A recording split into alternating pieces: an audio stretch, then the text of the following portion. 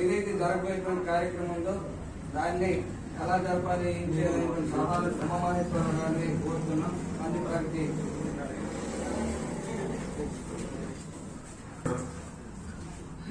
ఈరోజు ఇక్కడ తల్లిదండ్రులు అందరినీ కలిపి మనం ఇక్కడ మీటింగ్ ఏర్పాటు చేస్తున్నామంటే దానికి కారణం వాళ్ళకు వచ్చి మనం మద్దతుగా నిలబడాలనేది ముఖ్య కారణం అయితే కాదు.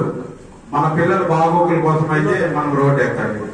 వాళ్ళు ఇప్పుడు గురుకుల టీచర్స్ ఎందుకు రోడ్డు ఎక్కారు, ఎందుకు నిరసన తెలియజేస్తున్నారంటే వాళ్ళు సమాన పనికి సమాన వేతనం అనేది హక్కును కోల్పోయారు. హక్కును కోల్పోయారు కాబట్టి వాళ్ళు నిరసనగా గాంధీ మార్గంలో నిరసనగా తెలియజేస్తూ వాళ్ళు రోడ్డు ఎక్కారు. మరి తల్లిదండ్రులు ఏం చేయాలి? వాళ్ళకు మద్దతు తెలియజేయడం అనేది ముఖ్య పాయింట్ కాదు. మన పిల్లలు చదువులు కోల్పోతున్నారు అంటే విద్యా హక్కు ఉంది కదా, అది పొందే హక్కు కోల్పోతున్నారు.